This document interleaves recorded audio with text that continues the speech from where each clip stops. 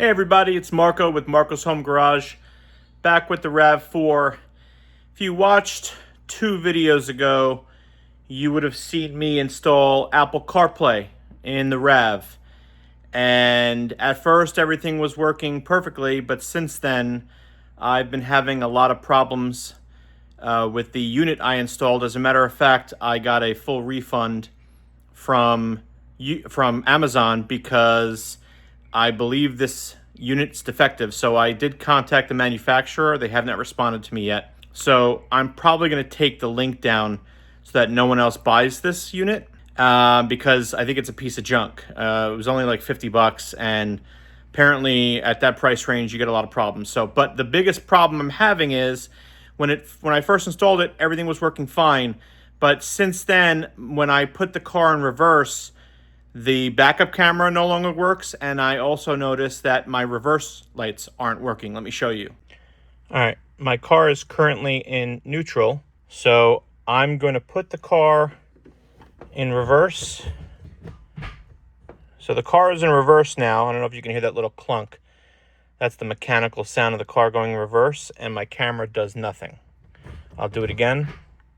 So nothing's happening.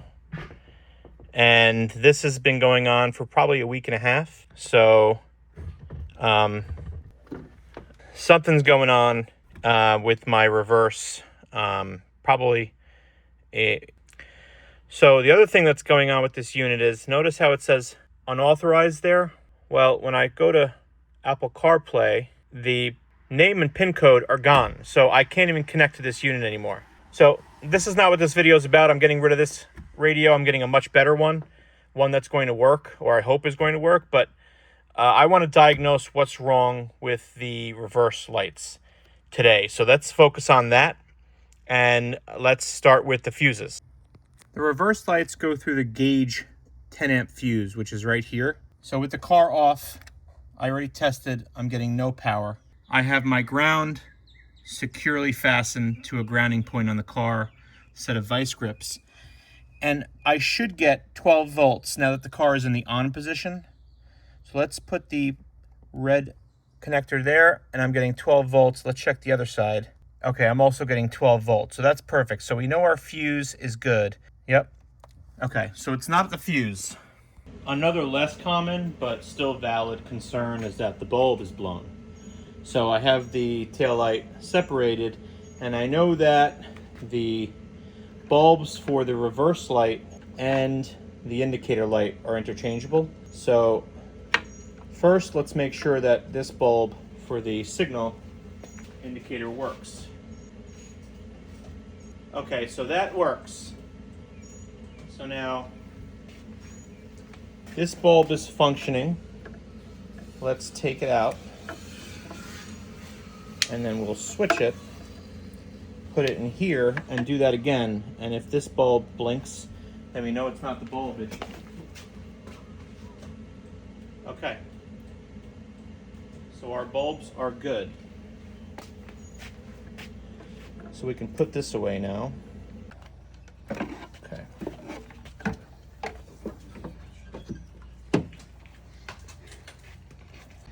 Okay, so the next place we're going to look is at our reverse switch, and that's on the top of the transmission. And I believe, I don't know if you can see that very well, but that switch right there, I believe that is our reverse switch right there. So before I take apart the whole engine, or rather, the airbox, this area of the engine, to give me better access, I'm going to try to get my hand down there and unplug it, and then we're going to jump it. So what you do is you take 2 copper ends of a wire and you connect them to the harness side of your connector. And if your reverse lights start working, then you know that your switch is bad. Okay, I was being a little optimistic. I cannot get my hands down there.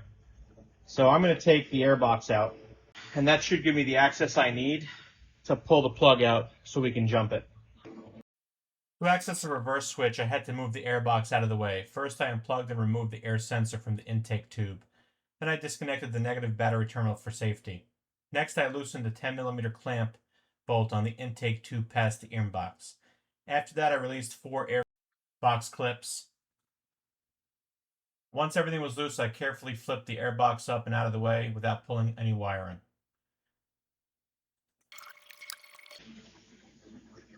Here's our air filter. Wow, that's pretty dirty. We will replace this. I actually have another air filter. Let's continue with the disassembly. Okay, we'll just loosen up these 3 10mm bolts. And we'll get this air box out of there.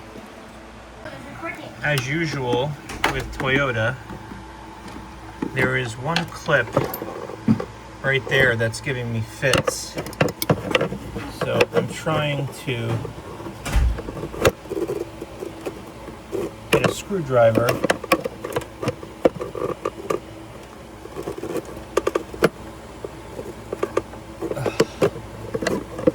it's hard to record and do this.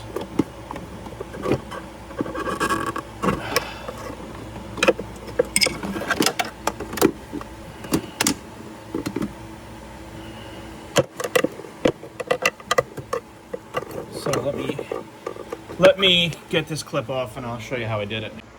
All right, we finally got that out. We'll give that a good wash. But the problem was this clip right here wouldn't come out. So what I did was I took a screwdriver and just kind of pried back and forth and then pushed down and it came out of the clip. Try not to stress out this wire too much. Looks important. Now we can hopefully take the connector off here.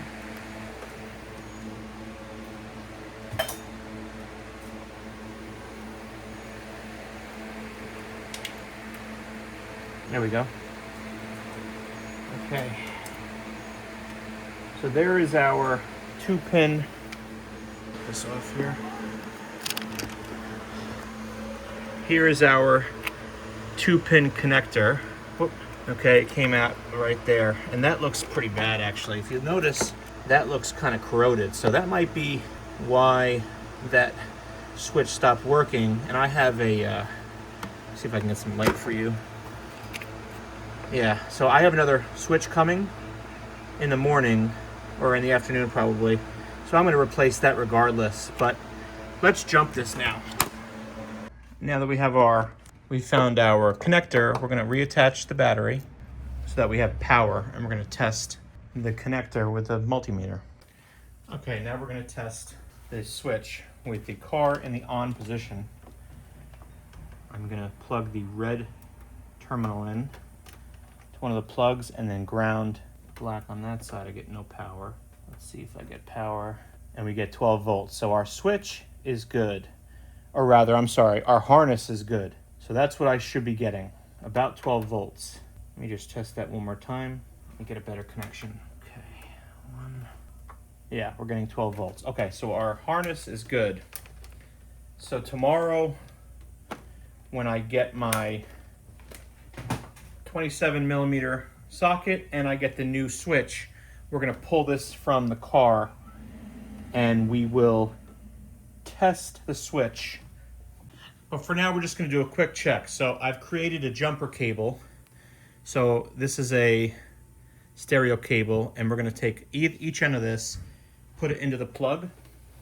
And if the reverse switch lights turn on, then we should, in theory, have a bad switch, and that should be our problem. So once we replace that switch, we should have fixed the issue. Okay. So that's what that looks like.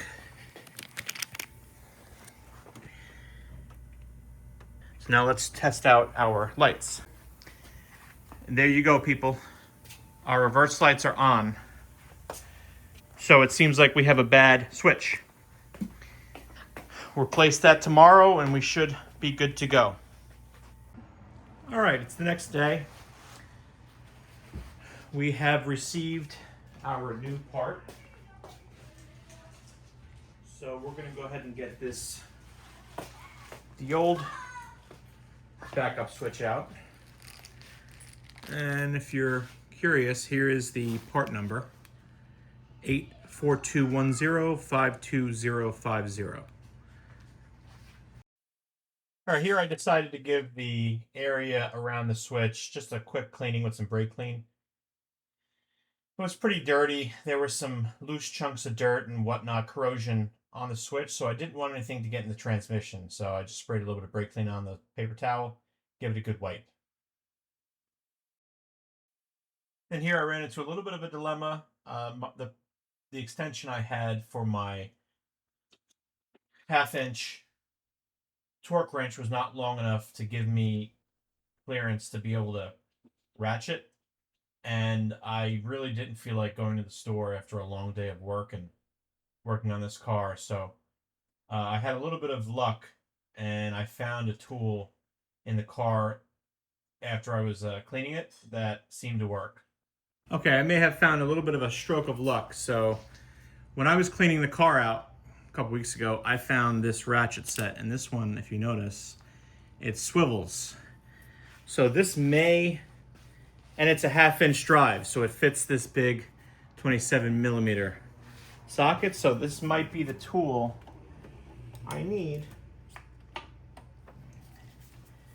to give me some clearance here. Yep. And there it goes. Folks, it goes back to that old saying, the right tool makes the job easier.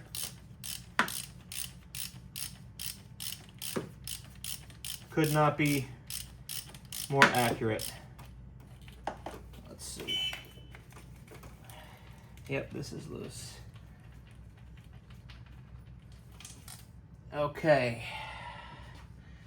And here is our old part. So we got lucky. I didn't have to make a trip.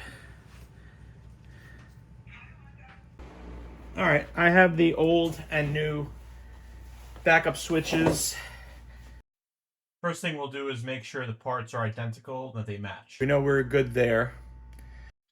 The second thing we'll do is a quick bench test.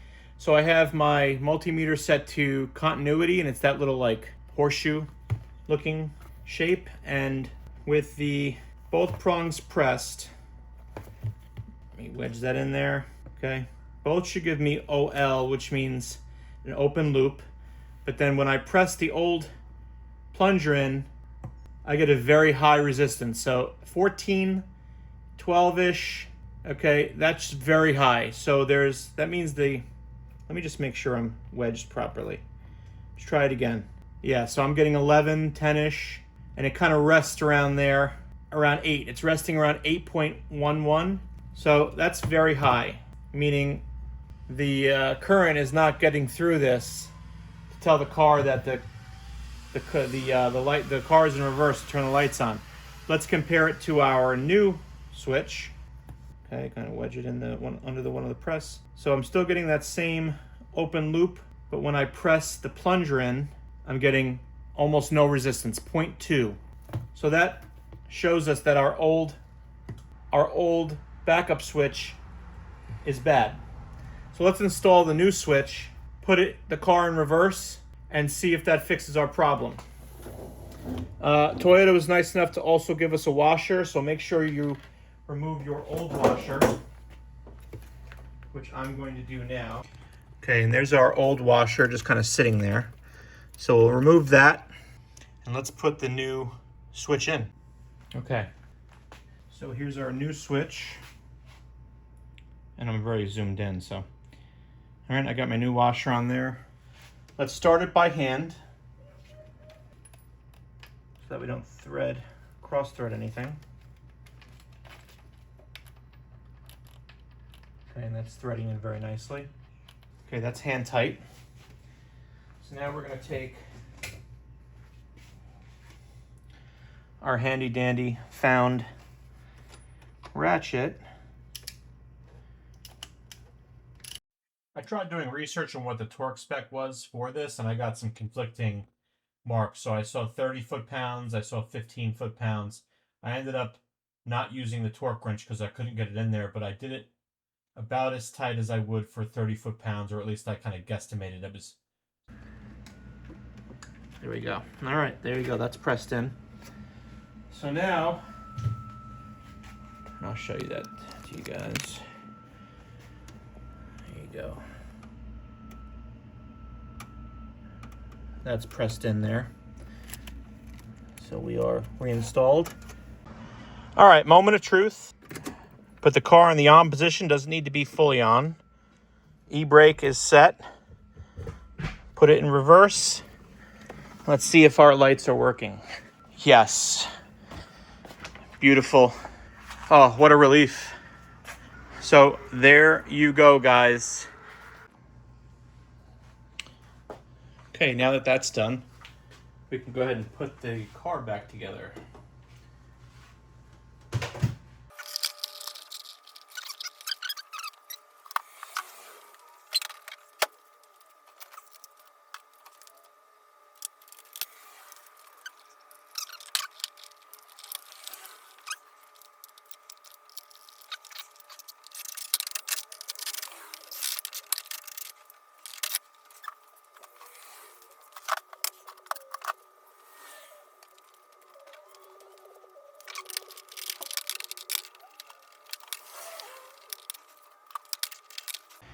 I was having some problems with these 10mm screws or bolts here.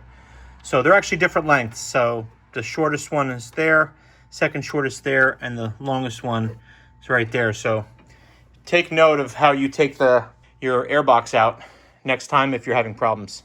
Oh yeah, look at that. Look how clean that is. Dirty. Put our filter in here. Beautiful. Put our airbox on top here, and there's one vacuum line. Show.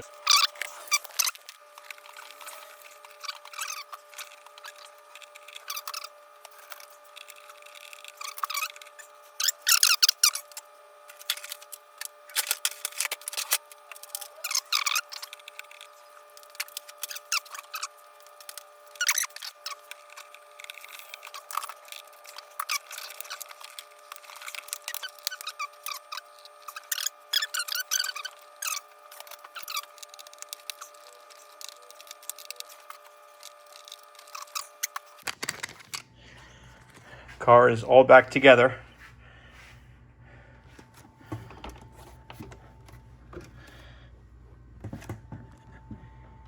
And we're good to go. Well, there you go, guys. If you're having problems with your manual and your reverse lights aren't coming on, check your fuse first. Kind of go down the path, make sure your bulbs are good, and then check that reverse switch. So oftentimes that's probably the original switch from almost 30 years ago. So once the continuity stops, something internal just goes bad.